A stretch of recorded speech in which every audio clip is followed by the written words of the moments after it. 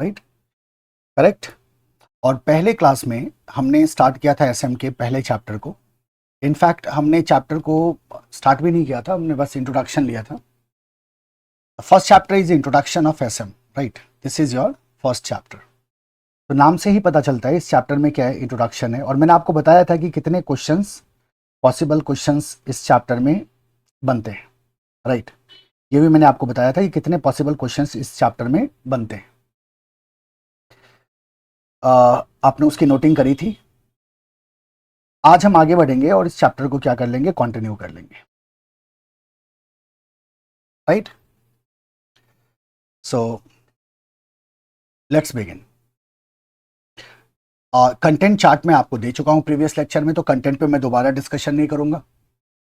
पहला चैप्टर जो हम पहला टॉपिक जो हम डिस्कस करने जा रहे हैं, that is basically your management.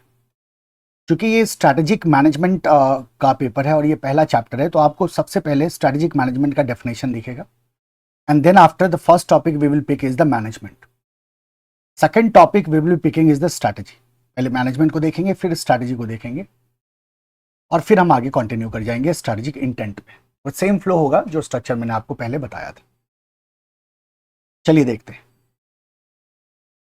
Meaning and nature of strategic management. Strategic management का क्या मतलब है और इसका क्या नेचर है, राइट।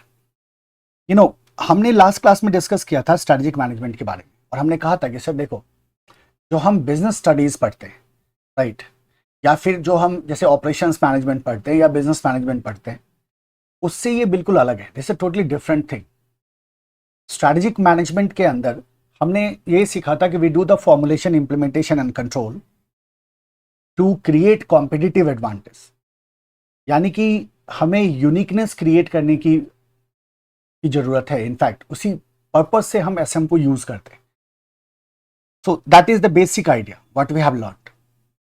तो जब स्ट्रैटेजिक मैनेजमेंट की इंट्रोडक्शन की बात आती है, तो यहां मैं इसको एम्फेसाइज नहीं करूंगा, क्योंकि इस टॉपिक पे हमें बहुत डिस्कशन करना है, तो यहां मैं एम्फेसाइज नहीं करूंगा। बट मैं आपको याद दिलाऊंगा कि आप जानते हो कि एसएम में कुछ डिस्टिंक्ट एक्टिविटीज होती है, जो मैंने आपको इंट्रो क्लास में समझाया था। We have analysis, formulation, implementation and control. So हमारे पास फॉर्मुलेशन है, यहां देखो। विजन एंड मिशन को हम फॉर्मुलेट करते हैं, एनालिसिस करते हैं, ऑब्जेक्टिव्स बनाते हैं। कहां से डिराइव होता है? विजन एंड मिशन से ही डिराइव होता है। इस ऑब्जेक्टिव को अचीव करने के लिए स्ट्रैटेजीज को फॉर्मुलेट करते हैं, और फिर उस स्ट्रैटेजी को हम क्या करते हैं, इंप्लीमेंट करेंगे, और इवैल्यूएशन हम करते हैं फिर उसका। तो आप बोलोगे कि सर यही मेरा एसएम का डेफिनेशन है, तो मैं बोलूंगा हाँ। अब आपको इस चक्कर में नहीं पड़ना कि मैं इसको अब याद करूं क्या, नहीं नहीं, बिल्कुल नहीं, आपको करना ही नहीं है। आप जानते हैं कि एसएम क्या है। एसएम एक प्रोसेस है। इस प्रोसेस में हम क्या करते हैं, फॉर्मुलेशन करते हैं। किस किस का फॉर्मुलेशन करते हैं? तो आप कह सकते हो विजन का, मिशन का, ऑब्जेक्टिव्स के और स्ट्रैटेजी का फॉर्मुलेशन करते हैं। फॉर्मुलेशन के बाद इंप्लीमेंटेशन करते हैं। इंप्लीमेंटेशन का मतलब मैंने क्या बताया था आपको, एग्जीक्यूशन। और इंप्लीमेंटेशन के बाद इवैल्यूएशन एंड कंट्रोल हमारा चलता रहता है। क्यों किया ऐसा? ताकि हम ऑब्जेक्टिव को अचीव कर सके, ताकि हम क्रिएट कर सके competitive advantage, that is your SM. तो ये डेफिनेशन जो हमने क्रिएट किया था ना, इसी को आपको ध्यान में रखना है। पूरे सिलेबस में आपको ना ढेर सारे डेफिनेशंस मिलेंगे। अब उसके पीछे मत पड़ जाना कि सारे डेफिनेशन में याद करो, क्या अलग अलग चैप्टर में अलग अलग तरह से लिख दिया गया है। सो इससे कोई फर्क नहीं पड़ता, क्योंकि सबका मीनिंग सेम है। मैं आपको पहले ही बता दूं, ऐसा नहीं कि अलग अलग चैप्टर में अलग अलग तरह से लिखा गया है तो मीनिंग अलग है, बिल्कुल नहीं। सबका मीनिंग क्या है? सबका मीनिंग सेम है। तो हमें क्या करना है, इजीएस्ट वर्जन दिमाग में रखना है और एक वर्जन दिमाग में रखना है। हमारा वर्जन क्या है भाई? हमारा है कि एसएम एक प्रोसेस है जिसमें हम फॉर्मुलेशन करते हैं, इंप्लीमेंटेशन करते हैं, इवैल्यूएशन एंड कंट्रोल करते हैं to achieve objective and to create competitive advantage. That's it, this is our SM. ठीक है, जैसा मैंने आपसे कहा कि this is not a question, पहली बात। और दूसरी बात कि इसको हम फर्दर आगे तो हम बहुत डिटेल में डिस्कस करने वाले हैं, वहां देखेंगे। Let's start with this one, the management. अब स्ट्रैटेजिक मैनेजमेंट में दो टर्म है। पहला टर्म है स्ट्रैटेजिक और दूसरा टर्म है मैनेजमेंट। आपके सिलेबस में ना, आपके स्टडी मैट में फर्स्ट चैप्टर में इन दोनों को अलग से समझाने की कोशिश की गई है। दोनों को पहले ब्रेक किया गया। सो स्ट्रैटेजी वर्ड आपको समझाया गया और मैनेजमेंट आपको समझाया गया, और फिर दोनों कंबाइन होकर अगला टॉपिक स्ट्रेटेजिक मैनेजमेंट बन जाता है। तो पहले क्या समझाया गया है, मैनेजमेंट को समझाया गया है कि मैनेजमेंट क्या है, मैनेजमेंट को कैसे समझोगे, और फिर आप स्ट्रेटेजी को समझोगे और फिर दोनों को कंबाइन कर देना। अब ये कभी पूछा गया है सर क्या मैनेजमेंट के बारे में? नहीं, आज तक कभी नहीं पूछा गया। लेकिन ना मैं कभी भी विश्वास नहीं करता आईसीआई पे। I never trust ICI as far as question is concern, as far as marking is concern and the results are concern. कुछ भी हो सकता है, यू नो दैट। तो हमें क्या करना चाहिए, हमें तैयार रहना चाहिए। और बहुत सिंपल सा टॉपिक है, सो हम इसको क्या करेंगे, मार्क कर लेंगे। हम एज अ क्वेश्चन मार्क कर लो इसको, सिंगल स्टार तो मैं नहीं करूंगा, एज अ क्वेश्चन मार्क कर लो। The term management is used in two senses. अब मैनेजमेंट एज अ टर्म को हम किस तरह से समझ सकते हैं, अब जरा ध्यान से सुनो। हमने पहले क्लास में इंट्रोडक्शन में मैनेजमेंट को बहुत सिंपल तरीके से उसको हमने डिफाइन किया था, याद है आपको? Doing right things in right manner कहा था ना हमने, doing right thing in right manner. यहां हम समझते हैं मैनेजमेंट क्या होता है, ठीक है? किसी भी ऑर्गेनाइजेशन को अगर आप देखते हो तो ऑर्गेनाइजेशन का शेप आपको कैसा दिखता है? ऐसा दिखता है ना, ट्रायंगल टाइप का, पिरामिड टाइप का। अच्छा, ये पिरामिड टाइप का शेप क्यों होता है? बोलो बोलो, जवाब दो। हाँ, आप आंसर दे सकते हो, अपने दिमाग में आंसर दो और मेरे साथ फिर कंफर्म कर लो, राइट? सो ऐसा क्यों होता है? तो आप कहते हो सर क्योंकि ये जो नीचे का लेवल होता है ना, यहां सबसे ज्यादा लोग होते हैं, और आप सर जैसे जैसे ऊपर जाते हैं ना तो लोगों की संख्या कम होती जाती है, इसीलिए ये इस तरह का पिरामिड टाइप का शेप बनता है। यानी कि अगर टॉप टू बॉटम जाएं तो ऑर्गेनाइजेशन स्ट्रक्चर का ब्रॉडनेस बढ़ता है, क्योंकि डेजिग्नेशंस और number of employees lower level पे ज्यादा होता है, अपर लेवल पे कम होता है, इसीलिए ये पिरामिड शेप में होता है। सो जरा सोचो हमने किया क्या। तो हम कहते हैं सर हमारे ऑर्गेनाइजेशन में there are lot of people of different calibre and different capacity, है ना? अब कोई है जो सीईओ बनाने के लायक है, सीएफओ बनाने के लायक है, और आपकी कंपनी में आपके ऑफिस के बाहर एक सिक्योरिटी गार्ड भी खड़ा होता है ना। तो जाहिर सी बात है, जिसकी जो कैपेसिटी है, जिसका जो एप्टीट्यूड है, उसके हिसाब से आप उसे जॉब असाइन करते हो ना। So you have assigned some people here who will be responsible to manage the affairs of organization। अब इस ऑर्गेनाइजेशन को, इस कंपनी को कैसे रन करना है, कैसे गवर्न करना है। क्या करने की बात कर रहे हैं हम? रन करने की बात कर रहे हैं, हम गवर्न करने की बात कर रहे हैं। कैसे रन करना है और कैसे गवर्न करना है, ये बड़ा इंपॉर्टेंट एस्पेक्ट हो जाता है किसी भी कंपनी के लिए। तो you need some capable person who are highly qualified, experienced to do this job, कि भाई इस कंपनी को रन करो, इस कंपनी को गवर्न करो, चलाओ इस कंपनी को। Now why it is so difficult and why we are talking especially कि भाई इसके लिए बहुत ही आपको टैलेंटेड, बहुत ही एक्सपीरियंस्ड, बहुत ही क्वालिफाइड लोग चाहिए। रीजन इज वेरी सिंपल, क्योंकि जब ये रन एंड गवर्न करते हैं ना, इसके लिए इन्हें क्या करना होता है, तो they have to perform lot of functions and processes. उन्हें बहुत सारे प्रोसेसेस को परफॉर्म करना पड़ता है, जैसे कि they will have to do planning. उन्हें क्या करना होता है? एक्सटेंसिव प्लानिंग करनी होती है। जैसे आप कहते हैं लॉन्चिंग अ न्यू बिजनेस, मान लो एक नया बिजनेस लॉन्च करना है, तो जाहिर सी बात है उसके लिए बहुत इन डेप्थ प्लानिंग की जरूरत होगी। They will have to do the organising, तो रिसोर्सेज ऑर्गेनाइज करना होगा। So we are saying that launching a new business, अब मान लो उसको लॉन्च करने में लेट से 1000 करोड़ का खर्चा आएगा, तो ये पैसा कहां से आएगा? इसमें जो मैन पावर चाहिए वो कहां से आएगा? जो मशीनरीज चाहिए वो कैसे अरेंज होंगी? So you will have to organise all the resources needed. इसके अलावा you will have to give the direction as well, so they will have to do the directing as well. Direction to entire organisation, in fact यहीं से issue होता है। And certainly you will have to apply control as well, ताकि कहीं कोई deviation ना हो। मतलब जो विजन है मेरा, जो ऑब्जेक्टिव है मेरा, वो हम अचीव कर पा रहे हैं, यस और no. So certainly they will have to do such processes and functions they will have to perform. And ये जो लोग हैं ना यहाँ, जिनको आपने, ये जो आपके लोग हैं ना, जिनको आपने क्या किया है, जिनको आपने ये जिम्मेदारी दी है ऑर्गेनाइजेशन को गवर्न करने के लिए, तो ये लोग गवर्न करेंगे कैसे? ये ऑर्गेनाइजेशन के अफेयर्स को मैनेज कैसे करेंगे? इसके लिए वो ये करते हैं, planning, organising, directing and controlling. अब मजेदार बात क्या है, देखो मजेदार बात यह है कि ये जो है आपका, ये जो की पीपल है ना, आप इसको भी मैनेजमेंट कहते हो ना, top management, middle management, lower management. जब आप टॉप मैनेजमेंट कहते हो, आप किसको रेफर कर रहे हो? बिल्डिंग के फ्लोर को? क्या जरूरी है टॉप मैनेजमेंट का ऑफिस सबसे टॉप में हो? ग्राउंड में भी तो हो सकता है, बेसमेंट में भी हो सकता है भाई, कहीं भी हो सकता है, यस और नो? तो टॉप मैनेजमेंट को टॉप मैनेजमेंट क्यों कहा जाता है, बताओ मुझे। आप बोलोगे sir top management is like our brain, जैसे ये हम कहते हैं टॉप माला, या किसी को बोलो तुम्हारा दिमाग खाली है ना, माइंड इज टोटली, तो उसको क्या कहते हैं हम लोग, तुम्हारा टॉप माला खाली है। व्हाई वी से top Mala? Because this is at the top. Top management का मतलब बिल्डिंग का टॉप फ्लोर नहीं है। टॉप मैनेजमेंट का मतलब है they are given with the authority, they are given with the responsibility to run and govern the organization, they are on top of everyone, they are the supreme of the company. So ये जो आप इसको क्या कह रहे हो, management कह रहे हो, आप इसको भी आप मैनेजमेंट कहते हैं। अब ये जो मैनेजमेंट है, जो की ग्रुप ऑफ पीपल की आप बात कर रहे हो, जो की ग्रुप की आप बात कर रहे हो, ये लोग इस कंपनी के अफेयर्स को मैनेज करने के लिए जो inter related functions and processes का इस्तेमाल करते हैं ना, इसको भी हम क्या कहते हैं, this is also called as management. तो इसीलिए हम कहते हैं कि मैनेजमेंट टर्म को दो सेंसेस में देखा जा सकता है, टू सेंसेस में। पहला सेंस क्या हो गया, एज अ की ग्रुप। पहला सेंस में हमने क्या कहा, की ग्रुप। इस की ग्रुप का काम क्या है, ऑर्गेनाइजेशन को गवर्न करना। इस की ग्रुप का काम क्या है, रिसोर्सेज को अरेंज करना, पूरे ऑर्गेनाइजेशन को एक यूनिफाइड ऑर्गेनाइजेशन बनाना, पूरे ऑर्गेनाइजेशन को डायरेक्शन देना, राइट, स्ट्रेटेजी फॉर्मुलेट करना। ये सारा काम किसका है, इनका है।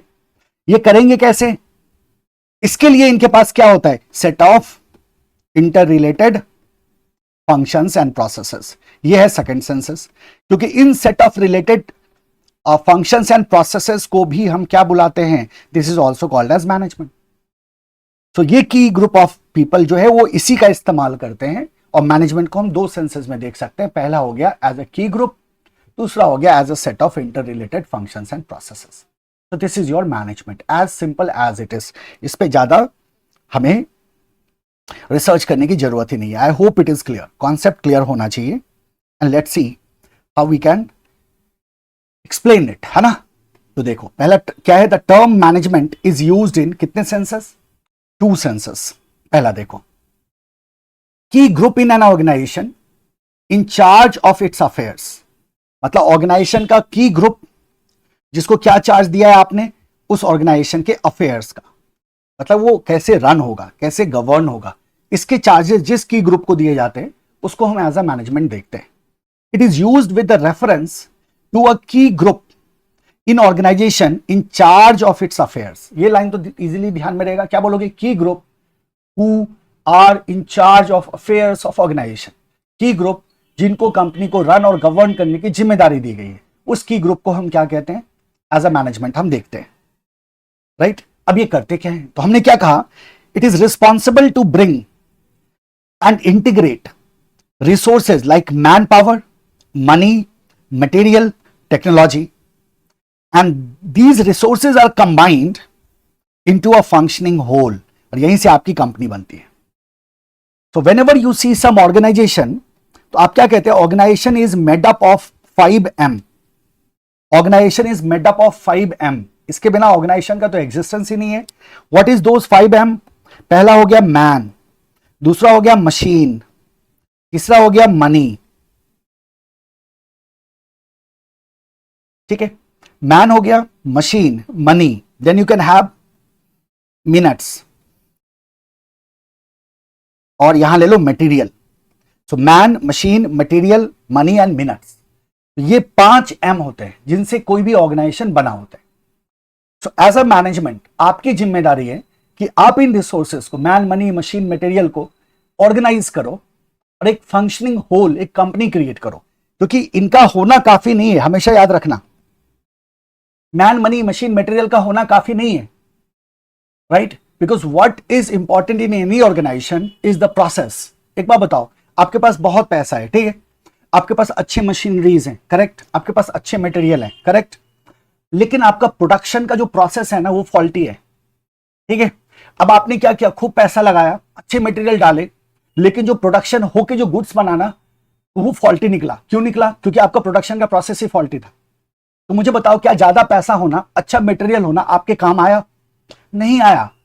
क्यों नहीं आया? तो आप कहते हैं sir it is not the resource which is important, what is important is the process. So जाहिर सी बात है इन रिसोर्सेस को जो डिसऑर्गेनाइज्ड है इनको ऑर्गेनाइज करके एक फंक्शनिंग होल में कन्वर्ट करना, this is the duty of the management. और इन रिसोर्सेज का जाहिर सी बात है इंप्लीमेंटेशन होता है किसमें, राइट प्रोसेसेस में, ताकि हम राइट आउटपुट को जनरेट कर सकें।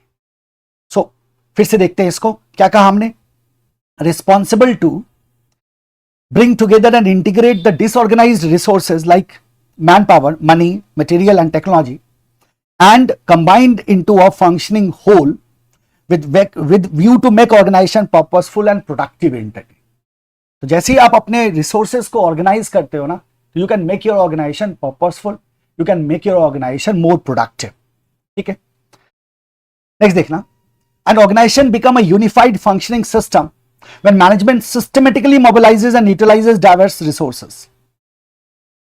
तो जैसे ही आप डिफरेंट रिसोर्सेज को, इन 5M को जैसे ही आप सही तरह से इस्तेमाल करना शुरू करते हैं, then your company become a functioning whole, right? The survival and success of an organization depends a large extent on the competence and character of its management। Let's talk about Nokia। You know that Nokia failed। Nokia fail हुआ ना, मुझे बता सकते हो क्यों fail हुआ, why it failed? Can you tell me why it failed? क्या लगता है आपको नोकिया के फेल होने के पीछे क्या रीजन है ना? बहुत सारे रीजन है सर। सबसे पहले तो एंड्रॉइड आया, एंड्रॉइड आने से बहुत फर्क पड़ गया, but one of the prominent reason was the mismanagement. हमेशा याद रखना, one of the prominent reason behind the failure of Nokia was mismanagement. So mismanagement बहुत बड़ा रीजन हो सकता है किसी भी कंपनी के सर्वाइवल एंड सक्सेस के लिए। Character and competence of management is very important. If your management is not good, है ना, अगर आपका मैनेजमेंट क्या है, पुअर मैनेजमेंट है, तो उस कंडीशन में हो सकता है कि आप क्या हो जाओ, एज अ कंपनी आप क्या करो, फेल करो। तो आप क्या कहते हो, सर्वाइवल एंड सक्सेस किस पे डिपेंड करता है, to the competence and character of the management। And the last one is management keeps organization responsive to changing environmental conditions and maintain a balance। एक रिस्पॉन्सिव मैनेजमेंट क्या करता है, they continuously keep scanning the environment, और जैसे ही किसी तरह के environmental changes आते हैं, accordingly they change their the plan of action, the strategy, accordingly it is changed. तो बीइंग रिस्पॉन्सिव टू एनवायरमेंट का मतलब है बदलते एनवायरमेंट के हिसाब से अपने आप को क्या करते रहना, बदलते रहना, चेंज करते रहना। तो देखो आपके पास टोटल कितने पॉइंटर है यहाँ, 5 पॉइंटर। पहला तो डेफिनेशन ही हो गया कि क्या मतलब है, तो आपके तो refer to the key group. दूसरे में आपने क्या कहा, जो रिसोर्सेज हैं उनको ऑर्गेनाइज करना, कंबाइन करना इनटू अ फंक्शनिंग होल।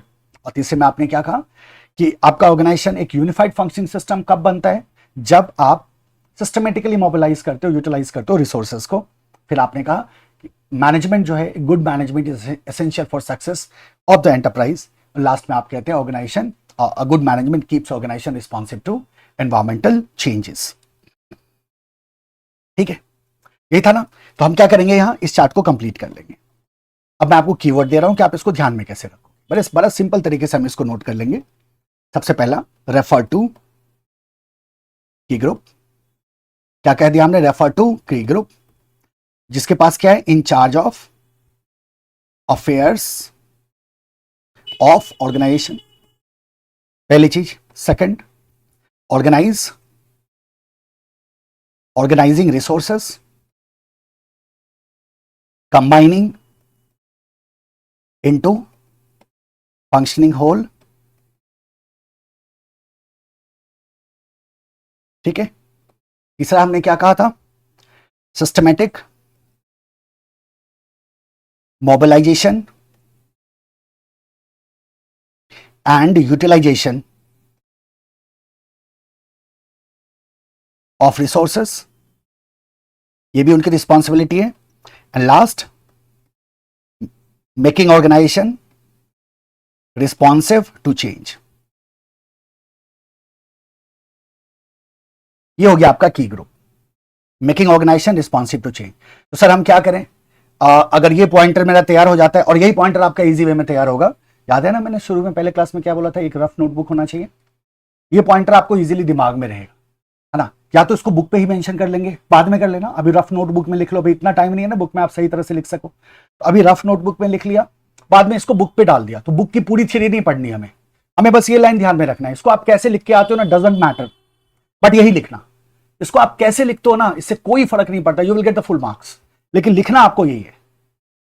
ठीक है, तो ये हो गया हमारा पहला पार्ट जिसको हम क्या कह रहे थे, की ग्रुप।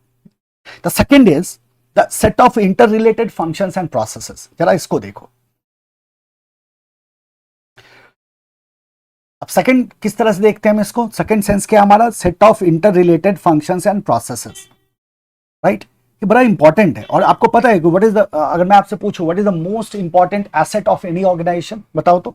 अगर मैं आपसे एक सवाल पूछूं, most important asset of any business या एनी कंपनी या एनी ऑर्गेनाइजेशन, आप बता सकते हो किसी भी ऑर्गेनाइजेशन का सबसे इंपॉर्टेंट एसेट क्या होता है?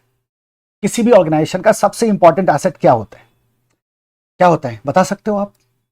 तो अगर आपके दिमाग में कुछ भी आया हो इसके अलावा जो मैं बताने जा रहा हूं तो वो गलत है। हो सकता है आपके दिमाग में आया हो फाइनेंस, पैसा, मनी सर सबसे इंपॉर्टेंट रिसोर्स है, बट दैट इज रॉन्ग। आपके दिमाग में आ सकता है सर डेटा, इंफॉर्मेशन, इंफॉर्मेशन सबसे इंपॉर्टेंट रिसोर्स है। मैं ये नहीं कह रहा हूं कि मनी इंपॉर्टेंट रिसोर्स नहीं है, मैं ये नहीं कह रहा हूं कि इंफॉर्मेशन इंपॉर्टेंट रिसोर्स नहीं है, बट अगर मैं कंपेयर करने चलूं ना तो मेरे हिसाब से सबसे इंपॉर्टेंट एसेट किसी भी ऑर्गेनाइजेशन के लिए क्या है, प्रोसेस।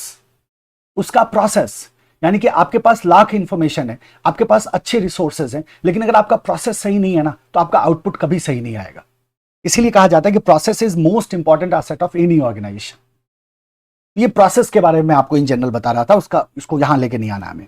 तो सेकंड सेंस है set of inter related functions and processes carried out by the management. कौन सा मैनेजमेंट? ये वाला मैनेजमेंट। ये जो की ग्रुप है ना, यही कैरी आउट करते हैं इसको। देखना, the term management is also used with reference to set of inter related functions and processes carried out by the management. And why they carry out this functions and processes? तो हम कहते हैं sir to achieve the objective of the enterprise. सारा मारा मारी उसी के लिए हो रहा है। Ultimately we have to achieve the objective of the enterprise. Whatever you are doing to achieve the objective of your enterprise. अब वो ऑब्जेक्टिव क्या होता है, कैसा हो सकता है, आगे बात करेंगे। अभी बस इतना है कि वो टारगेट हमने सेट किया है, उसी टारगेट को अचीव करने के लिए हम सब कुछ कर रहे होते हैं, राइट। सो ये हमारा पहला हो गया कि set of inter related functions and processes carried out by the management to achieve the objective. Second, अब ये फंक्शंस में क्या क्या होता है, तो हमने कहा था ना आपसे, प्लानिंग हो गया, ऑर्गेनाइजिंग हो गया, डायरेक्टिंग हो गया, स्टाफिंग हो गया। दो, staffing is the part of organizing, but अलग अलग भी लिखा जा सकता है। स्टाफिंग का मतलब स्टाफ लेके आना, राइट। सो ऑर्गेनाइजिंग का मतलब रिसोर्सेज ऑर्गेनाइज करना, ये इसी का पार्ट होता है, बट अलग भी लिख सकते हैं, इट्स ओके। और हमारे पास क्या आ गया, कंट्रोल आ गया। द फंक्शंस और sub processes of management are wide ranging but closely inter related. तो बहुत सारे होते हैं आपके सब फंक्शंस एंड आपके functions and sub processes, but ये सब आपस में क्या होते हैं, रिलेटेड होते हैं। तो जैसे गोल डिजाइन करना हुआ, ऑर्गेनाइजेशन का स्ट्रक्चर बनाना हुआ, रिसोर्सेज को मोबिलाइजेशन हुआ, अलोकेशन हुआ टास्क का, रिसोर्सेज का, ये सब के सब किस में आता है, ये सब के सब आपके फंक्शंस एंड प्रोसेसेस में आते हैं, बट ये हमारा मेजर है, मेन है, इसी पे हमें फोकस करके रखना है ना। सो this is your organization is seen as a set of management is seen as a set of interrelated functions and processes। चलो अब इसके पॉइंटर मैं आपको देता हूं, क्या क्या बोलोगे। पहला, सबसे पहले हमने क्या कहा, it is set of refer to कर दो, refer to set of inter related functions and processes. Handwriting तो सही है ना मेरी, आई होप आपको दिक्कत ना हो। Set of inter related functions and processes, first thing first, ठीक है। क्या क्या आता है, तो हमने कहा सर प्लानिंग, ऑर्गेनाइजिंग, स्टाफिंग को रख लो, स्टाफिंग, डायरेक्टिंग, कंट्रोल भी ले लें, कंट्रोल, ठीक है। हमने क्या कहा था, wide ranging functions and sub processes, like designing, ORGN, ऐसे मैं लिखता हूं, ऑर्गेनाइजेशन, ठीक है। ऑर्गेनाइजेशन स्ट्रक्चर, अलोकेटिंग रिसोर्सेज या अलोकेशन ऑफ रिसोर्सेज एक्सेट्रा, ज्यादा नहीं लिखना, this is it, allocation of resources etcetera.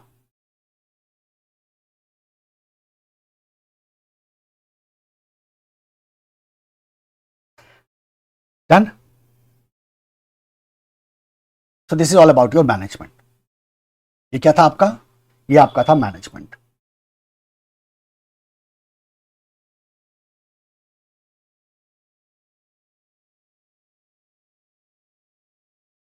तो लिखने की स्पीड आपको मेरे साथ मेंटेन करनी होगी, है ना,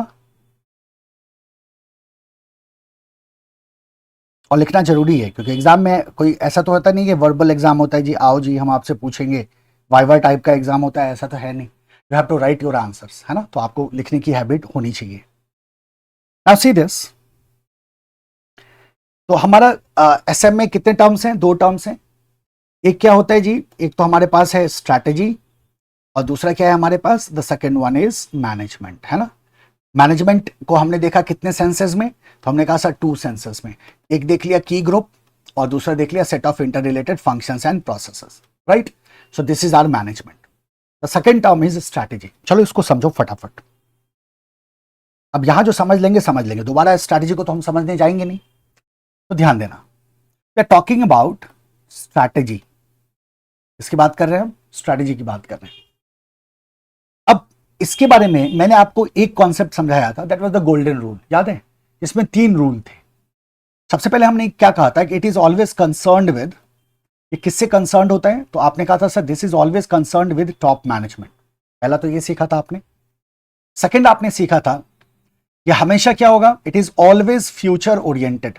सेकंड आपने ये सीखा था। और थर्ड आपने सीखा था इन्वॉल्व्स एंटायर ऑर्गेनाइजेशन।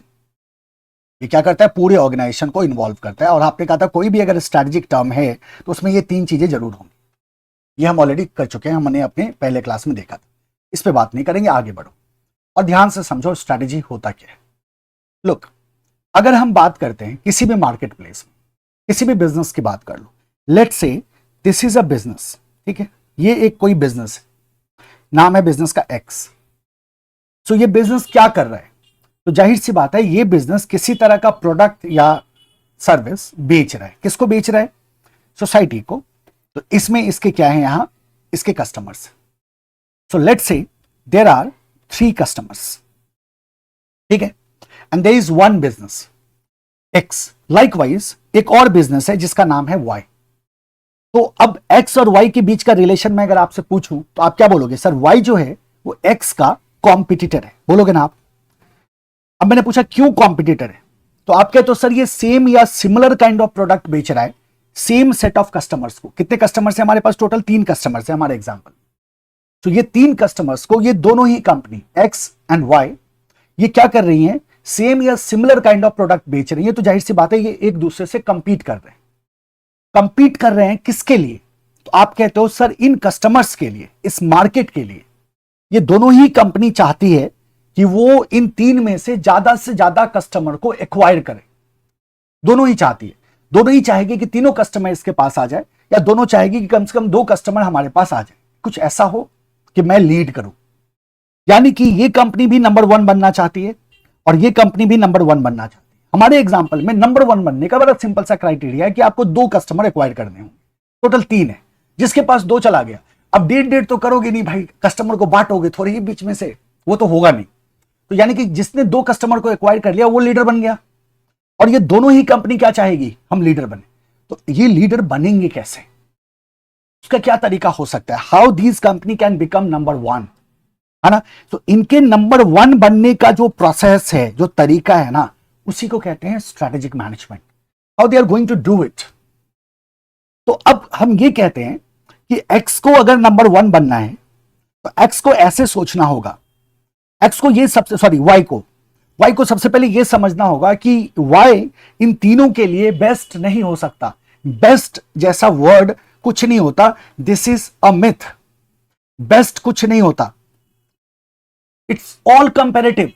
ये सब कंपेरेटिव है वर्ल्ड में, बेस्ट जैसा कुछ नहीं होता।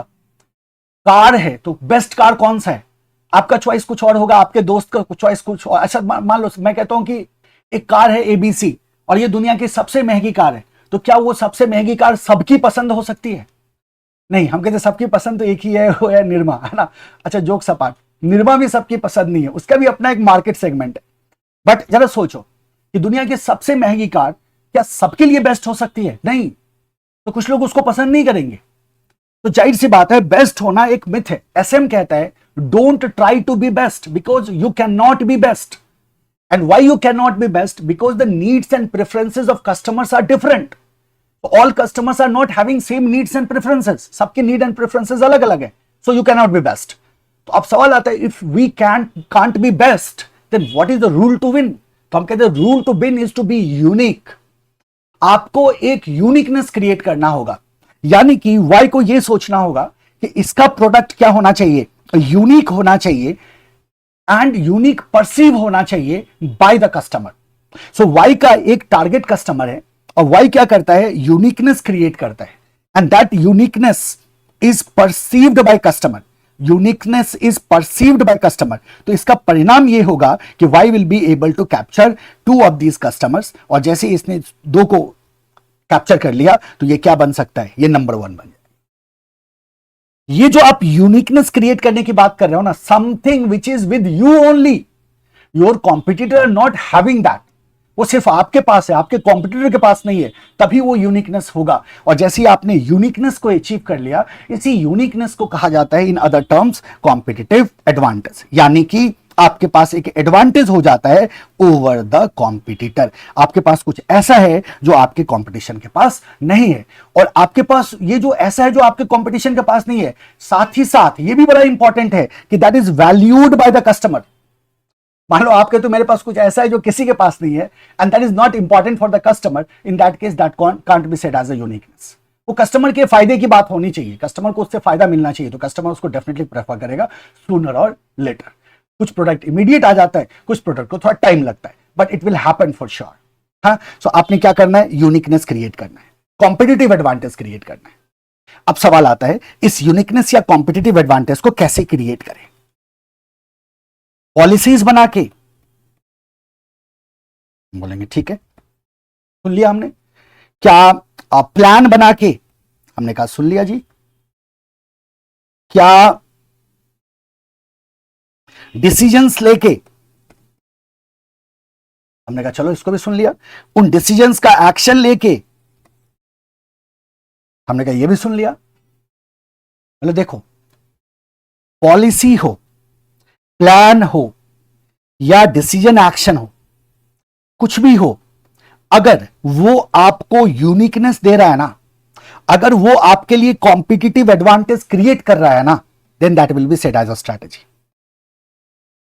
तो आप उसे क्या बोल सकते हो, स्ट्रैटेजी बोल सकते हो। यानी कि स्ट्रैटेजी के लिए हमने लगा दिया कंडीशन।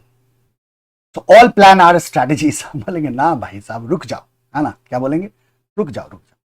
हम कहेंगे देखो ऐसा है, स्ट्रैटेजी का एक कंडीशन है, बड़ा सिंपल सा कंडीशन है, एकदम लेमैन लैंग्वेज में समझाना है कि स्ट्रैटेजी तब तक नहीं कहा जाएगा जब तक वो कॉम्पिटिटिव एडवांटेज को क्रिएट करने की तरफ डायरेक्टेड ना हो। हमें मिले ना मिले कॉम्पिटिटिव एडवांटेज अलग बात है, बिकॉज स्ट्रैटेजी परफेक्ट नहीं होता है, स्ट्रैटेजी फेल भी होती है। हम ये नहीं कह सकते भाई मिलेगी ही मिलेगी, बट हाँ, it should be for that only.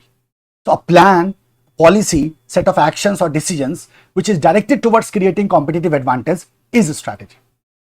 सबसे पहले तो ये फंडामेंटल एकदम बिल्कुल क्लियर रखना दिमाग में कि स्ट्रैटेजी क्या है। A policies can be a strategy, हम बोलेंगे yes, it can be a part of strategy. A plan can be a strategy, हम बोलेंगे yes, it can be a part of strategy. Decision and action can be a part of strategy, provided it is directed towards creating competitive advantage. Until it is not directed towards creating competitive advantage, it is not a strategy. और strategy जो है ये एक deliberate long term plan होता है. It has lot of components. Strategy एक long term deliberated plan है, इसमें बहुत सारे कंपोनेंट्स होते हैं, इसमें कई सारे प्रोविजंस रखने पड़ते हैं हमें, और ये बहुत एक्सटेंसिव होता है, राइट? क्योंकि आप याद करो मैंने क्या कहा था, strategy evolves over a period of time. Strategy environmental factors को कंसीडर करता है, और जैसे जैसे एनवायरमेंट में चेंज आता है हम अपनी स्ट्रैटेजी में भी क्या करते हैं, बदलाव करते रहते हैं।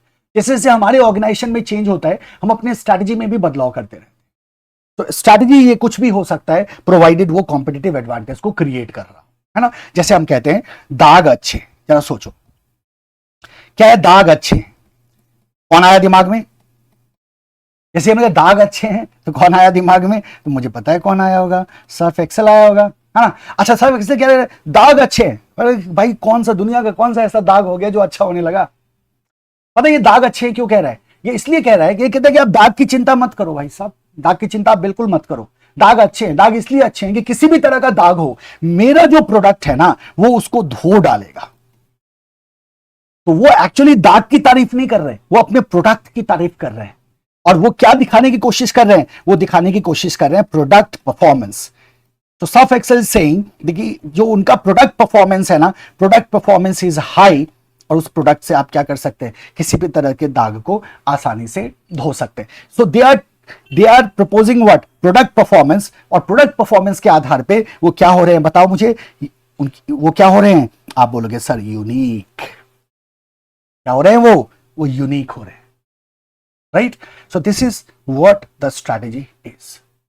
क्लियर है.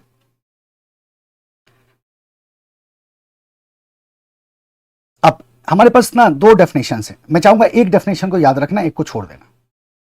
ठीक है, जरा देखो इसको. Strategy, it is a long range blueprint of an organization's desired image, direction and destination.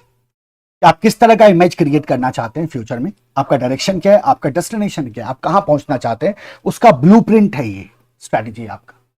मैंने कहा ना ये बड़ा लॉन्ग टर्म होता है, सारे प्रोविजंस आपको रखने होते हैं, इसके बहुत सारे कंपोनेंट्स होते हैं. So what it wants to be, what it wants to do, how it wants to do things and where it wants to go.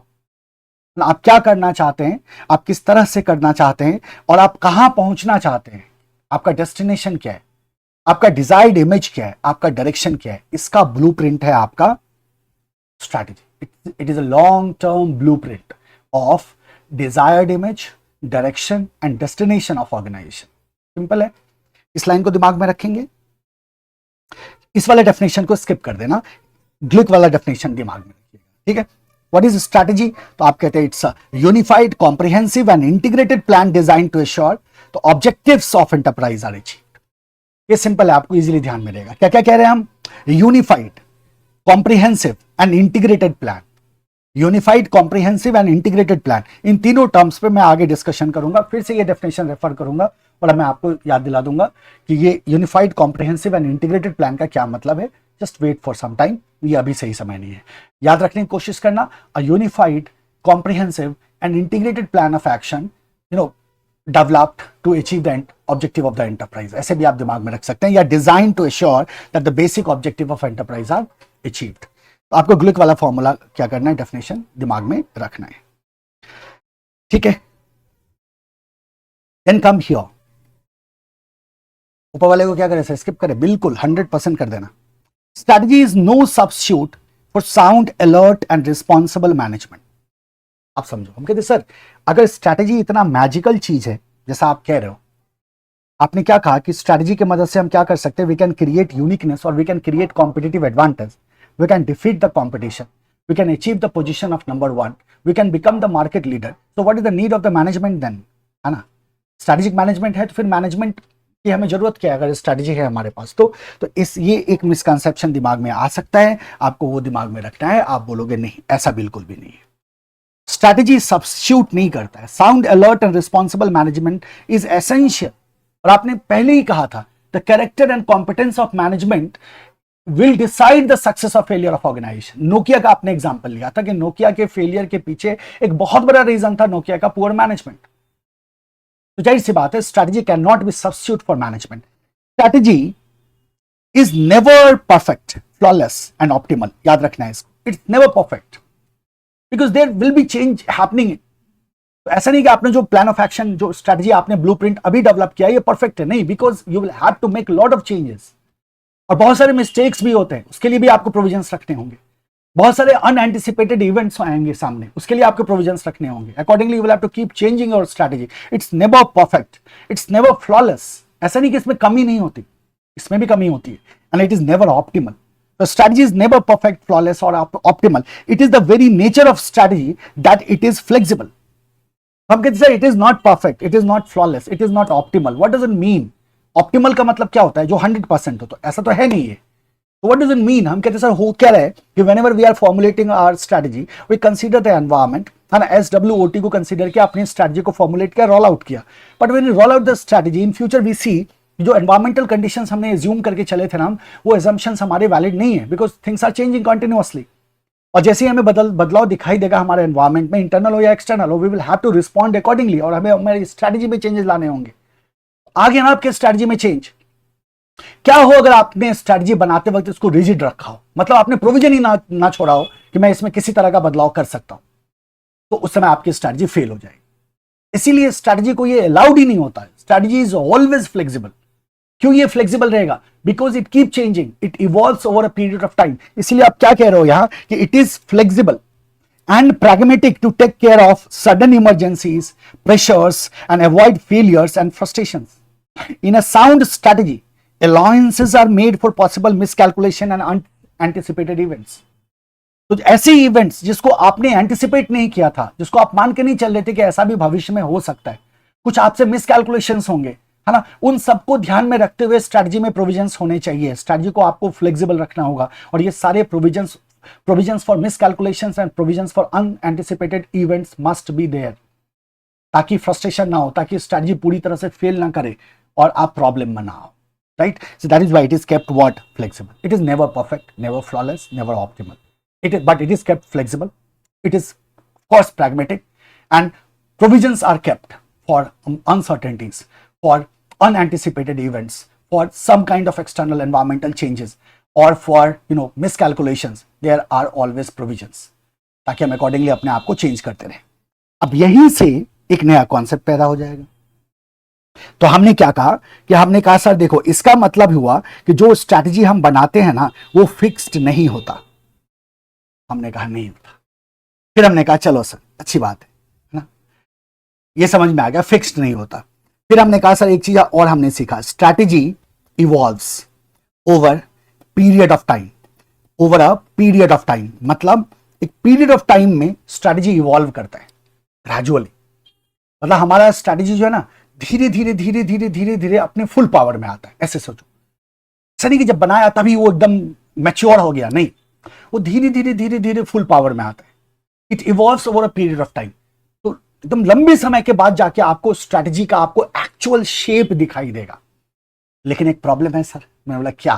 तो आप बोलते हो sir strategy evolves over a period of time. तो evolve होने का मतलब sir वही तो नहीं है कि एनवायरमेंट चेंज होता है तो अकॉर्डिंगली स्ट्रैटेजी में चेंजेस आते रहते हैं और स्ट्रैटेजी में बदलाव आते रहते हैं। तो हम बोलेंगे हाँ वही है, बिल्कुल सही समझ रहे हो आप। That is why we are saying strategy evolves over a period of time, it is not flexible. और अगर इवॉल्व करना है, इट इज नॉट फिक्स्ड। और अगर इवॉल्व करना है तो स्ट्रैटेजी को क्या रखना होगा? हमें फ्लेक्सिबल रखना होगा। स्ट्रैटेजी को हमें क्या रखना होगा? फ्लेक्सिबल रखना होगा। इसका मतलब क्या हुआ? जरा सोचो। इसका मतलब कंक्लूजन निकल के ये आ रहा है कि हमारे पास ऐसे करके कुछ हमारे पास प्लान ऑफ एक्शन है जो चला आ रहा है, जो चला आ रहा है पहले से, है ना। कुछ प्लान ऑफ एक्शन है जो पहले से चला आ रहा है। हमने आज देखा, आज करंट में हमने ये देखा कि ये वाला जो है ना, ये वाला, ये ठीक है। ये दो हमने एलिमेंट दिखाया है, उस स्ट्रैटेजी के 5 एलिमेंट। हमने कहा ये दोनों जो है ना, ये दोनों मेरा ठीक है, इट्स ओके। लेकिन ये 3 है ना, ये आउटडेटेड हो गया है। अब आज के डेट में इसका कोई काम नहीं है, ठीक है। अब इन दो को हम कंटिन्यूटी में लेके आगे बढ़ जाते हैं और हमारे पास यानी कि ये हमारे पास्ट का एक्सपीरियंस हो गया, है ना, हो गया ना। यानी कि जो हमारा पास्ट एक्सपीरियंस था, जो हमारे रिसोर्सेस थे, जो हमारे पास जो हमारा ज्ञान था, नॉलेज था, जो हमारा एक्सपीरियंस है काम करने का, इन सब को आधार बना के, ठीक है, हमने एक स्ट्रैटेजी को बनाया। ठीक, आज बनाया। अब जरा सोचो आप, आज जो हमने स्ट्रैटेजी को बनाया क्या वो हमेशा सेम रहेगा? आप कहते हो नहीं, लेकिन चूंकि आज आपने इसको बनाया तो ये आपका इंटेंशन है या नहीं है? तो इसको कहते हैं इंटेंडेड स्ट्रैटेजी, क्योंकि मैं ये चाहता हूं। आज मैंने बनाया ना, अपने पास्ट एक्सपीरियंस, अपने रिसोर्सेज, पास्ट ट्रेंड को ध्यान में रख के, अपने नॉलेज को ध्यान में रख के, इन सब चीजों के आधार पे आज जो स्ट्रैटेजी मैंने बनाया ये तो मेरा इंटेंडेड स्ट्रैटेजी हो गया। लेकिन क्या ये हमेशा सेम रहेगा? आप बोलोगे नहीं। तो ये जो आपका इंटेंडेड स्ट्रैटेजी है ना, क्योंकि ये प्री प्लान्ड है, क्योंकि आज से हम इसको रोल आउट कर रहे हैं फ्यूचर के लिए, तो प्री प्लान्ड हो गया, तो इसको कहा जाता है प्रोएक्टिव। और जब हम आगे बढ़ते हैं तो हम देखते हैं कि एनवायरनमेंट चेंज हो गया। मान लो एनवायरनमेंट चेंज हो गया। अगर एनवायरनमेंट चेंज हो गया तो क्या पूरी स्ट्रैटेजी अब रेलेवेंट रहेगी? तो हम कहते हैं सर नहीं, हो सकता है कि स्ट्रैटेजी के कुछ कंपोनेंट अब रेलेवेंट नहीं रहे। ठीक उसी तरह से जैसे हमने यहां देखा था। तो जैसे ही एनवायरनमेंट चेंज हुआ, हमें कुछ कंपोनेंट को हटाना पड़ेगा और कुछ नई चीजों को ऐड करना पड़ेगा। तो ये आप क्या करते हो, यहां एनवायरमेंटल चेंज के रिस्पांस में आप एक स्ट्रैटेजी लगाते हो। क्योंकि आपने चेंज के रिस्पांस में स्ट्रैटेजी लगाया है ना, तो इसको कहते हैं रिएक्टिव स्ट्रैटेजी। अब मुझे एक बात बताओ, over the period of time ये जो आपका फाइनल स्ट्रैटेजी बना, क्या ये प्योर प्रोएक्टिव रहा? बोलो नहीं। नहीं सर नहीं रहा। क्या ये प्योर रिएक्टिव है? बोलो नहीं। आप बोलोगे सर नहीं सर नहीं है। ये क्या है? ये ब्लेंड है, ये मिक्सचर है, ये दोनों का मिक्सचर है। इसमें कुछ प्रोएक्टिव भी है, कुछ रिएक्टिव भी है। इसी को आप कह रहे हो strategy evolves over a period of time. क्या जो लेके चले थे वो रहा या वो बदल गया? तो आप कहते हैं सर वो बदल गया, वो इवॉल्व हो गया, क्योंकि उसमें क्या आ गया? उसमें रिएक्टिव भी आ गया। तो यही से एक कॉन्सेप्ट बन के आता है आपका, strategy is partly proactive partly reactive. ये वाला क्वेश्चन क्या बोला हमने? Strategy is partly proactive partly reactive. I hope concept is clear, तो मुझे रिपीट करने की जरूरत नहीं होगी, है ना? देखो, प्रोएक्टिव का क्या मतलब होता है? Acting by causing change. मतलब जब आप चेंज को कॉज कर रहे हैं, चेंज के रिस्पॉन्स में नहीं जा रहे हो आप। एक होता है खुद ही चेंज को कॉज कर देना। So when you are acting by causing change and not only reacting to change, आप सिर्फ चेंज को रिएक्ट नहीं कर रहे हो, बल्कि आप एडवांस में एक्ट करके चेंज को क्रिएट कर रहे हो। यानी कि आप क्या हो? आप प्री प्लान्ड हो। अगर आप प्री प्लान्ड होते हैं ना, तो इसका मतलब होता है प्रोएक्टिव होना। और रिएक्टिव का मतलब होता है जब आप किसी इवेंट, किसी चेंज, किसी सिचुएशन के रिस्पॉन्स में रिएक्ट करते हैं, तो उसको कहते हैं रिएक्टिव। तो आपने क्या कहा? रिएक्टिंग टू इवेंट और situation rather than acting first to change। यहां आप पहले एक्ट नहीं कर रहे हो, जब सिचुएशन हो गया तो आप उसको रिएक्ट कर रहे हैं, तो उसको क्या कहा जाता है? उसको रिएक्टिव कहा जाता है। A company's strategy is typically a blend of reactive, proactive and reactive. ये दोनों का क्या होता है? एक ब्लेंड होता है। देखो, अपने एक्सपीरियंसेस के आधार पे, नो हाउ के आधार पे, रिसोर्सेस के आधार पे, strength, weakness, competition capabilities etcetera, इन सब के आधार पे हमने क्या किया? स्ट्रैटेजी बनाई। ये हो गया हमारा प्रोएक्टिव स्ट्रैटेजी। ठीक है, आगे बढ़े। लेकिन हुआ क्या कि कुछ किसी तरह के चेंजेस आ गए, और इन चेंजिंग सर्कमस्टांसेस में हमें एडेप्टिव रिएक्शन देना था। हमें एडाप्ट करना है चेंज को। तो चेंज को एडाप्ट करने के लिए हमने लगाया रिएक्टिव स्ट्रैटेजी। और इन चेंजेस की वजह से ऐसा हो सकता है कि ये जो मेरा प्रोएक्टिव स्ट्रैटेजी था ना, इसके कुछ एलिमेंट्स को हमें अबेंडन करना पड़े, छोड़ना पड़ जाए। तो हमने कुछ एलिमेंट को क्या कर दिया? अबेंडन कर दिया। और ये बाकी का प्रोएक्टिव हम लेके कंटिन्यू करते हैं, और नया हमारे साथ क्या आ गया? रिएक्टिव आ गया। जो फाइनल जो मेरा वर्जन है ना स्ट्रैटेजी का, जो latest version of company strategy है, जो एक्चुअल स्ट्रैटेजी है ना, उसमें दोनों का मिक्सचर आ गया, प्रोएक्टिव का और रिएक्टिव का। स्ट्रैटेजी, अगर आपसे मैं पूछूं स्ट्रैटेजी इज ऑलवेज प्रोएक्टिव, बोलना गलत। स्ट्रैटेजी इज ऑलवेज रिएक्टिव, बोलना गलत। मैं बोलूंगा strategy is partly proactive partly reactive, बोलना सही। मैं आपसे बोलूं कि strategy should be more proactive less reactive, तो बोलना सही। ज्यादा हमें प्री प्लान होना चाहिए। हमारी तरफ से ये कोशिश होनी चाहिए कि हमारा प्लान ऐसा हो कि वो वैलिड रहे, मतलब इतना फ्यूचर देख सके, इतने फ्यूचर चेंजेस को हम इनकॉर्पोरेट करके चले। So more proactive less reactive is okay, इतना तो चलेगा, बट ओनली प्रोएक्टिव नहीं चलेगा। अगर इसको रिवर्स करके पूछे, कभी टिक मत करना। क्या रिवर्स करके कैसे पूछ सकता है कि strategy should be more reactive less proactive? बोलना रहे उल्टा, है ना? ये तो उल्टा वाली बात होगी ना। कैसे उल्टी बात होगी? तो आपके तो मोर रिएक्टिव थोड़ी होना है हमें। अगर हम मोर रिएक्टिव हो रहे हैं ना, तो फिर एसएम का क्या काम है? फिर आप एनालिसिस ही क्यों कर रहे हो? आप हर एक सिचुएशन को रिएक्ट कर रहे हो, आप सिचुएशन को एंटिसिपेट ही नहीं कर पा रहे हो। नहीं, मोर proactive less reactive is correct. ठीक है, सो ये आपका है प्रोएक्टिव एंड रिएक्टिव। अब पकड़ो यहां क्वेश्चन के पैटर्न को, केस स्टडी। अब जब प्रोएक्टिव रिएक्टिव से क्वेश्चन आता है ना, तो जनरली केस स्टडी के फॉर्म में आता है। अदरवाइज ये बहुत ईजी है, बच्चा भी लिख के आ गया। आप सोचो ना, प्रोएक्टिव रिएक्टिव का मीनिंग आपको समझ में आ गया ना, और ये डायग्राम एक बार देख लोगे, ध्यान में रह गया, तो बस छाप के चले आना, कुछ करना ही नहीं है। So what they do is they ask the case question. तो केस क्वेश्चन में उन्होंने दो क्वेश्चन लगाए, दो कंपनी लगा दी, और दोनों कंपनी के स्ट्रैटेजी को बताया, और फिर आपको बोलता है कि बताओ इसमें से किसका अप्रोच क्या है। और आपको ढूंढना है कि कौन प्रोएक्टिव है कौन रिएक्टिव है। तो क्या बोलोगे? जो जिसके एक्शन से चेंज क्रिएट हो रहा है, या जो प्री प्लान दिख रहा है आपको कि हाँ पहले से प्लान है ये चीजों को लेकर, तो वो हो गया प्रोएक्टिव। जैसे क्वेश्चन आया था कि एक रेस्टोरेंट है, उस रेस्टोरेंट ने कोविड के टाइम में देखा कि लोग हेल्थ कॉन्शियस हो रहे हैं, तो उसने क्या किया कि इम्यून बूस्टर फूड लॉन्च कर दिया। ठीक है, तो ये क्या था? तो ये प्रोएक्टिव था, क्योंकि उसने देखा कि ये चेंजेस होने वाले हैं, तो उसने इम्यून बूस्टर फूड लॉन्च कर दिया, तो लोगों ने उसके फूड को ऑर्डर करना शुरू किया। तो जो दूसरी कंपनी थी, वो दूसरी कंपनी ने पहले कंपनी के सक्सेस को देखा, तो उसे भी समझ में आया और उसने भी क्या किया, इम्यून बूस्टर फूड लॉन्च किया। तो बताओ कौन प्रोएक्टिव कौन रिएक्टिव? क्या बोलोगे sir? First company is proactive and the second company is reactive, क्योंकि सिचुएशन को देखते हुए उसने क्या किया है, रिएक्ट किया है। सो अब केस में आपको आइडेंटिफाई करना है and you have to be very careful कि भाई क्या प्रोएक्टिव है क्या रिएक्टिव है ना। तो इसको हमें तैयार रखना है हमेशा केस के लिए। कुछ क्वेश्चंस में कराऊंगा, don't worry.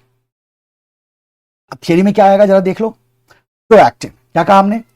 A company's current strategy flows from both previously initiated actions and business approaches that are working well enough to merit continuation, as well as newly initiated managerial decisions and actions that strengthen the company's overall position and performance। किसी भी company का जो current strategy होता है, यानी कि आज के डेट में जो हम स्ट्रैटेजी देखेंगे, तो वो पहले से इनिशिएट किए हुए कुछ एक्शंस भी होते हैं, प्रीवियसली इनिशिएटेड एक्शंस। जैसा हमने कहा था, पहले का सब गलत नहीं था हमारा, याद करो 5 एलिमेंट थे, देखो 1 2 3 4 5, 5 में से 3 हमारा गलत हो गया था, आउटडेटेड हो गया था, इसको हमने हटाया, लेकिन 2 को हमने कंटिन्यू कर लिया था।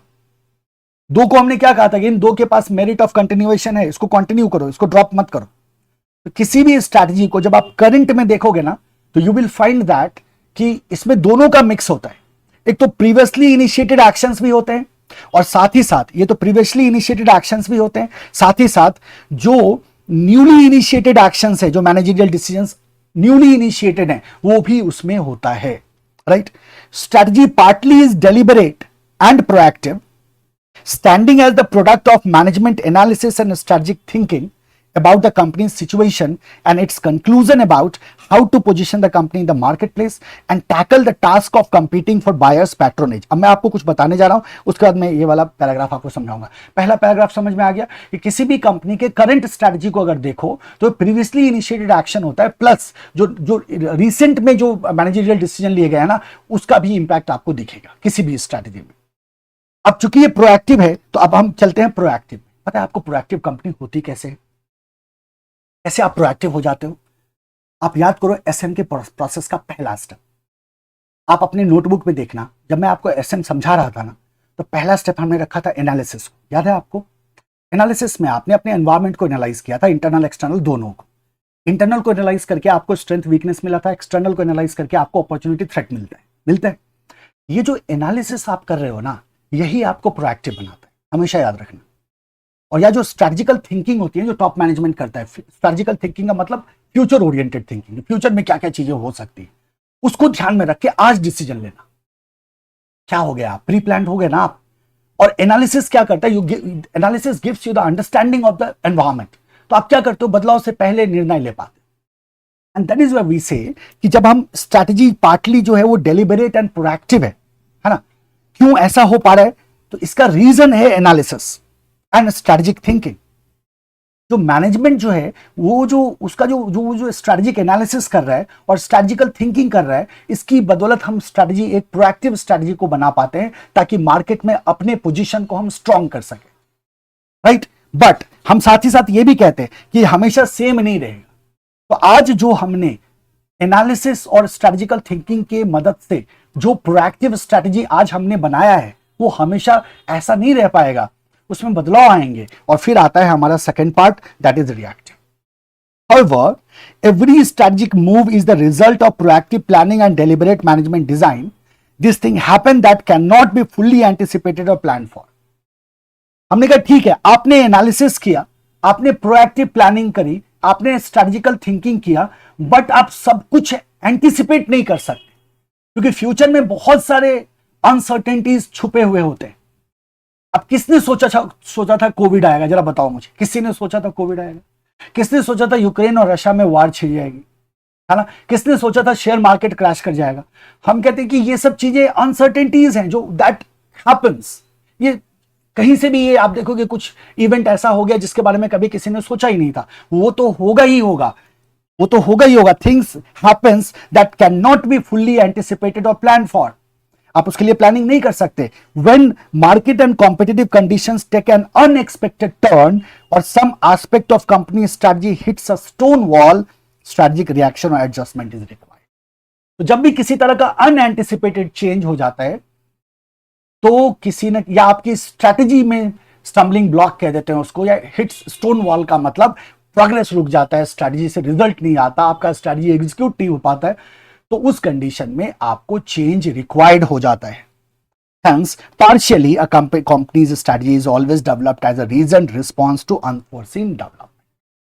यही रीजन है कि पार्टली स्ट्रेटजी जो होता है किसी भी कंपनी की करंट स्ट्रेटजी का, वो आपका रिएक्शन वाला पार्ट होता है। आपने क्या कहा? Partly proactive, partly reactive. Pre planned is proactive, in reaction of change in environment is reactive strategy, and actual strategy is always mixture of proactive strategy and reactive strategy. ये था आपका proactive and reactive, very important concept है ना। तो बालक आपने दो concepts को कवर किया। First concept was management and second concept was strategy. ये दोनों क्लियर है ना? दोनों क्लियर है। तो आज के क्लास के बाद मैं आपसे ना कुछ नंबर ऑफ क्वेश्चंस का एक लिस्ट शेयर करूंगा, जिन क्वेश्चंस का आंसर्स लिख के आपको मुझे व्हाट्सएप करना है। तो आपने शुरू में प्रॉमिस किया था फास्ट ट्रैक है, बट मुझे चाहिए 100% रिजल्ट। कितना रिजल्ट चाहिए मुझे?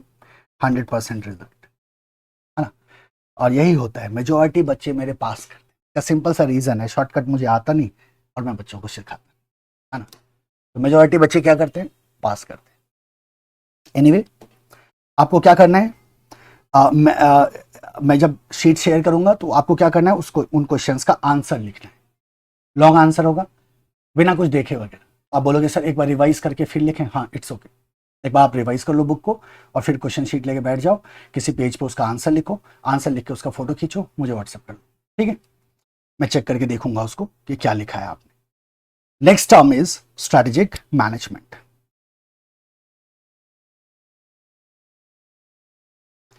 ठीक है, अब एक बार शॉर्ट में इसको फिर से देख लेते हैं। स्ट्रैटेजिक मैनेजमेंट, हालांकि हम पहले से जानते हैं, एक बार हम फिर से डिस्कस कर लेते हैं। देखो, स्ट्रैटेजिक मैनेजमेंट की अगर हम बात कर रहे हैं तो हमने क्या कहा कि सर ये एक क्या है, सबसे पहली बात सर ये एक क्या है, सर ये एक प्रोसेस है, ठीक है। इस प्रोसेस में क्या क्या स्टेप्स हैं?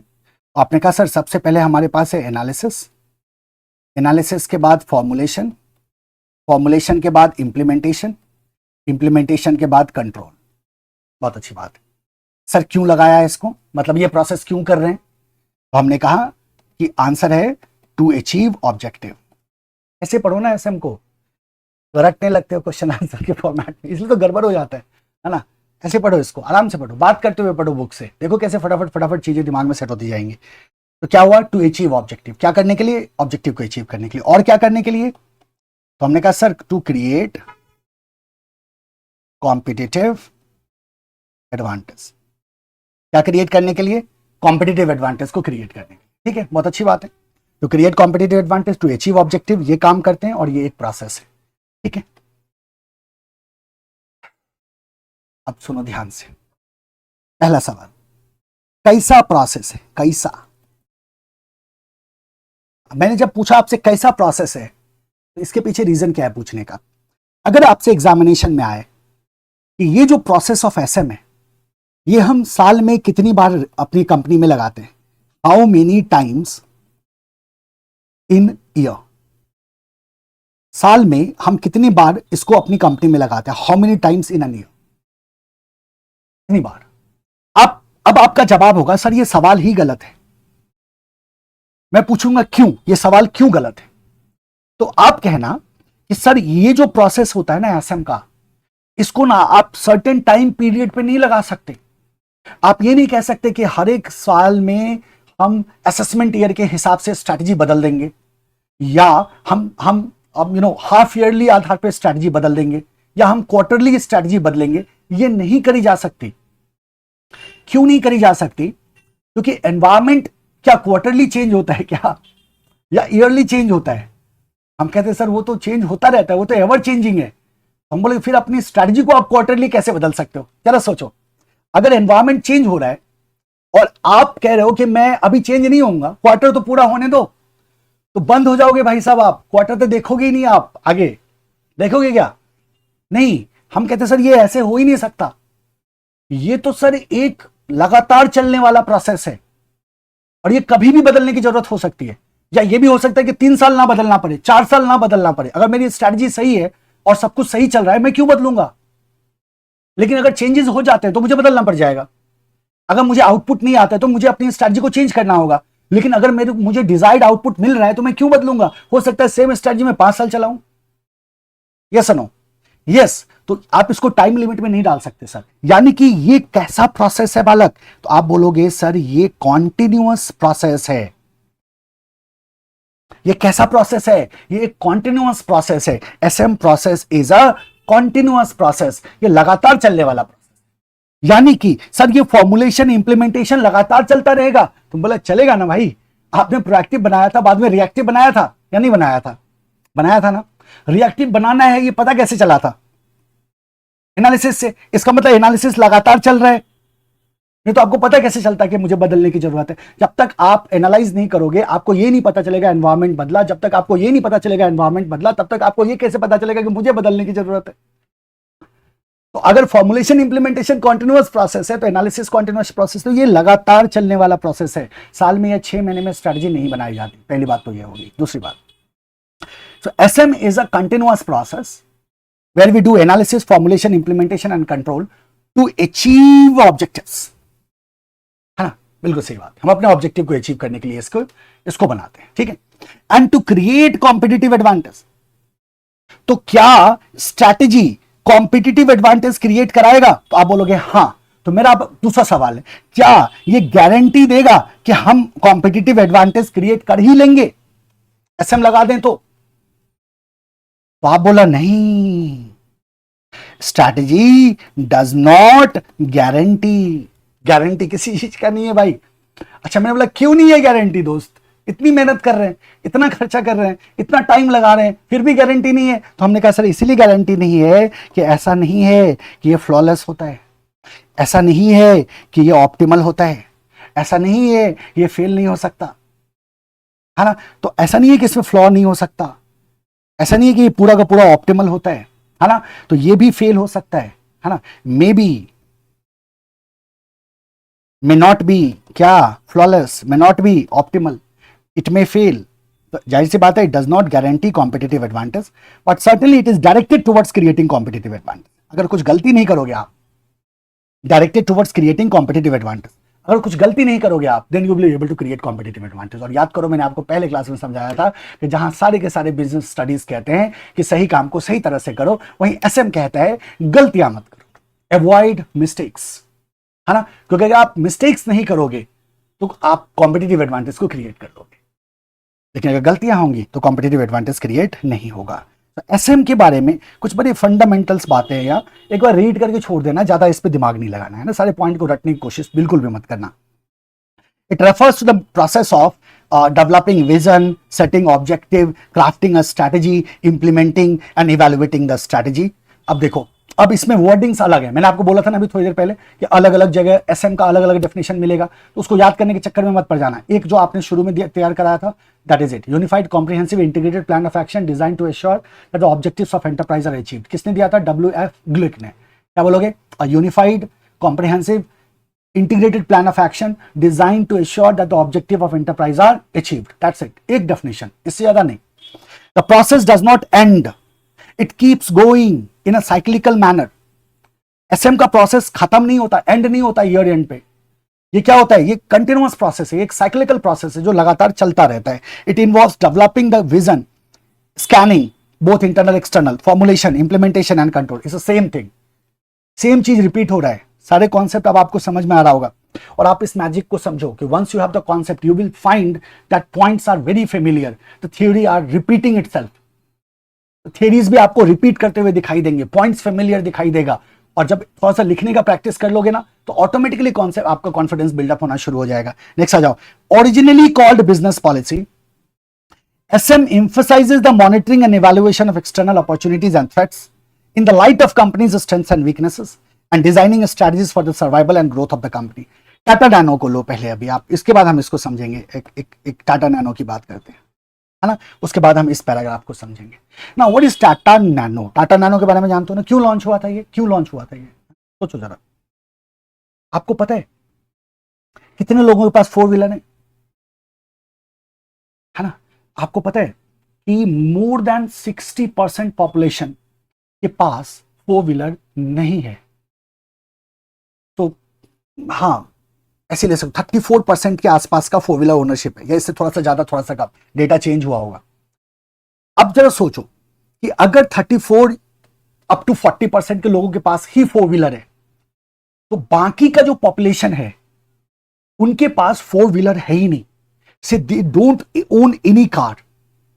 तो जरा सोचो, अगर 30% समथिंग फोर व्हीलर के मार्केट में इतनी सारी कार की कंपनीज है और इतना प्रॉफिट बुक कर रही है, तो क्या हो अगर कोई गाड़ी उस सेगमेंट के लिए हो जिनके पास फोर व्हीलर नहीं है? क्योंकि जब आप ये एनालाइज करोगे ना कि बाकी के 60% प्लस पॉपुलेशन के पास फोर व्हीलर क्यों नहीं है, तो यू विल फाइंड दैट कि वो अफोर्ड ही नहीं कर सकते, और majority of them are having two wheelers. उनमें से ज्यादातर लोगों के पास टू व्हीलर जरूर है, तो टू व्हीलर वो 70,000 80,000 लाख रुपए का खरीद लेते, बट कार तो लाख रुपए में नहीं आता, 4 लाख 5 लाख से स्टार्ट ही होता है। तो ऐसे में क्या हो गया कि वो उनके बजट से बाहर की चीज है, तो they could easily afford two wheeler. अब सोचो जरा, आप कह रहे हो कि सर 60% प्लस पॉपुलेशन के पास फोर व्हीलर नहीं है ना, कोई कार नहीं, ये कार नहीं रखते, क्यों नहीं रखते? तो आपने कहा सर ये अफोर्ड नहीं कर सकते। तो मैंने पूछा क्या अफोर्ड करते हैं? तो आपने कहा सर ये टू व्हीलर अफोर्ड करते हैं। मैंने कहा क्या प्राइस रेंज है? आपने कहा सर लाख रुपए के आसपास का प्राइस रेंज है इसका, अपर लिमिट। मैंने कहा अगर मैं लाख रुपए की कार लॉन्च कर दूं तो आप क्या बोलोगे? सर बवाल हो जाएगा, बेच नहीं पाओगे आप, इतने ऑर्डर्स आएंगे, बोलोगे ना? क्यों बोलोगे ऐसा? बोलोगे सर 30% में इतनी सारी कंपनीज है, आज तक किसी कंपनी ने वो बाकी के 60% के लिए नहीं सोचा। अगर आप वो 60% के लिए कोई गाड़ी लॉन्च कर देते हो ना, तो उस कंडीशन में आप बेच नहीं पाओगे, इतने ऑर्डर्स आएंगे आपके पास। और यही था अपॉर्चुनिटी टाटा नैनो के लिए। यही एनालिसिस टाटा नैनो ने देखा था कि 60% प्लस पॉपुलेशन के पास फोर व्हीलर नहीं है क्योंकि वो अफोर्ड ही नहीं कर सकते। सो जब आप अपने एक्सटर्नल एनवायरमेंट को स्टडी करते हैं, then you come to know about the opportunities कि मार्केट में क्या अपॉर्चुनिटीज अवेलेबल है। तो ये इनकी अपॉर्चुनिटी थी कि 64% plus people are not owning any car, तो ये अपॉर्चुनिटी थी। लेकिन एक प्रॉब्लम है, अगर वो उस अपॉर्चुनिटी को मैं रियलाइज करना चाहता हूं तो मुझे 1 लाख रुपए में कार बनाना होगा। तो अब टाटा वाले पलट के जाते हैं अपने प्रोडक्शन के पास और टाटा मोटर्स के प्रोडक्शन से पूछते हैं कि भाई ये बताओ कि क्या मैं लाख सवा लाख में कोई कार बना सकता हूं क्या? तो टाटा मोटर्स का प्रोडक्शन क्या कहता है? वो कहता है कि हाँ हाँ जनाब बिल्कुल बना सकते हैं, यही तो हमारा स्ट्रेंथ है, low cost production capacity. Tata Motors का हमेशा से स्ट्रेंथ रहा है, ये हमारी ताकत है कि हम कम खर्चे में गाड़ी बना सकते हैं। तो जो स्ट्रेंथ था ना, लो कॉस्ट प्रोडक्शन कैपेसिटी, वो अपॉर्चुनिटी के साथ क्या कर गया? मैच कर गया, और तभी लॉन्च हुआ आपका टाटा नैनो। जरा सोचो, अगर टाटा मोटर्स के पास लो कॉस्ट प्रोडक्शन कैपेसिटी नहीं होता तो क्या वो कभी भी टाटा नैनो लॉन्च करने की गलती करते? नहीं करते। क्यों? क्योंकि वो बना ही नहीं सकते थे इस रेंज में। इस रेंज में उन्होंने इसलिए बना लिया क्योंकि ये उनका क्या था? स्ट्रेंथ था। तो होता क्या है ऐसे में? क्या होता है? We analyse external environment and we analyse internal environment. External से हमें अपॉर्चुनिटी थ्रेट मिलता है, इंटरनल से हमें स्ट्रेंथ वीकनेस मिलता है। फिर हम देखते हैं जो हमें एक्सटर्नल एनवायरमेंट में अपॉर्चुनिटी है, क्या उसको मैं अपने स्ट्रेंथ से रियलाइज कर सकता हूं क्या? उसको मैं एक्चुअलाइज कर सकता हूं क्या? उसको मैं अचीव कर सकता हूं क्या? उसको मैं मेटेरियलाइज कर सकता हूं क्या? तो रियलाइज करना, एक्चुअलाइज करना, अचीव करना, मेटेरियलाइज करना, इन सब का एक ही मतलब है, राइट? तो क्या मैं वो कर सकता हूं? क्या मैं उसका फायदा उठा सकता हूं क्या? और जब वो दोनों मैच होते हैं तो आपकी स्ट्रेटजी रोल आउट होती है।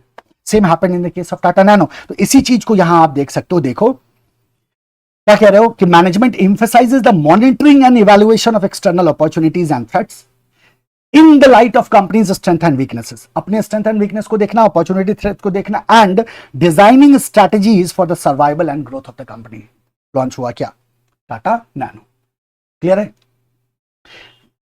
अब एक बात को और ध्यान में रखना है, देखो, business follows the war principle of win और लूज। इसको भी ध्यान में रखना। मेजॉरिटी ऑफ केसेस में बिजनेस क्या होता है? वॉर प्रिंसिपल को फॉलो करता है। तो मेजॉरिटी ऑफ केसेस में यू विल फाइंड कि there is never a win win situation. Sir why you are saying majority? क्या ऐसा हो सकता है कि विन विन हो दोनों कंपनी के लिए? हो सकता है। जैसे आपने स्ट्रेटेजिक अलायंस फॉर्म कर लिया, या किसी कंपनी के साथ आपने मर्जर बना लिया, या किसी कॉम्पिटिटर के साथ आपने ज्वाइंट वेंचर कर लिया, तो दोनों का फायदा हो जाएगा। तो हम कहते नहीं मेजॉरिटी सही होगा, मतलब एब्सोल्यूट नहीं है ये। कुछ ऐसे सिचुएशंस होते हैं जहाँ दोनों का फायदा हो जाता है किसी किसी स्ट्रैटेजी में। हम बोलेंगे बट मेजॉरिटी में क्या होता है कि अगर एक कंपनी हारेगी ना, एक कंपनी अगर जीतती है ना, तो दूसरी कंपनी हारेगी, होगा ही होगा ऐसा। तो अगर एक का विन है तो दूसरे का लूज है, और यही वॉर प्रिंसिपल फॉलो होता है बिजनेस में। And that is why we need to have strategic management, ताकि हम क्या कर सके, विन कर सके बाय क्रिएटिंग कॉम्पिटिटिव एडवांटेज। तो आप क्या कहते हो? Business follows the war principle of win और लूज, तो only in small number of cases win win situation arises. जैसा मैंने आपको बताया, मर्जर कर लो, ज्वाइंट वेंचर कर लो, स्ट्रेटेजिक अलायंसेस फॉर्म कर लो, वहां विन विन सिचुएशन हो सकता है। Otherwise in most of the situation क्या होता है, विन लूज होता है। Hence, each organization must build its competitive advantage over the competitor in the business warfare to win. Every company will try to win, and to win, you have to create competitive advantage. This can be done only by following the process of SM. And how to create competitive advantage? Answer is SM. देखो, how to win the competition? Answer is competitive advantage. How to achieve the competitive advantage? Answer is SM. SM help you to create competitive advantage, and competitive advantage will make you winner. It will make you leader. It will make you number one in the marketplace. How it is done? तो आप कहते हो फिर से वही बात, analysis, formulation, implementation, evaluation and control. ठीक है, ये हो गया ऐसा। तो जरा मुझे बताओ, अगर आपसे ये सवाल पूछा जाए, है ना, अभी देखना भी नहीं है इसकी तरफ, इनकी तरफ मत देखो, मेरी तरफ देखो, अपनी बुक की तरफ मत देखना। अगर आपसे पूछूं एसएम के कितने ऑब्जेक्टिव है, आपने नोटिस किया दो ही चीजों की मारामारी है, दो ही चीजों की मारामारी है। एक बार बार एक चीज आ रहा है, environment environment environment, proactive reactive आ गया ना, बार बार एक चीज आ रहा है, एनवायरमेंट, एनवायरमेंट बदलेगा हमें बदलना होगा, एनवायरमेंट बदलेगा हमें बदलना होगा। और दूसरा आ रहा है ऑब्जेक्टिव, हमें ऑब्जेक्टिव अचीव करना होगा, कॉम्पिटिटिव एडवांटेज को क्रिएट करना होगा। एसएम का ऑब्जेक्टिव क्या है, एसएम को जो हम अप्लाई कर रहे हैं इसका पर्पस क्या है?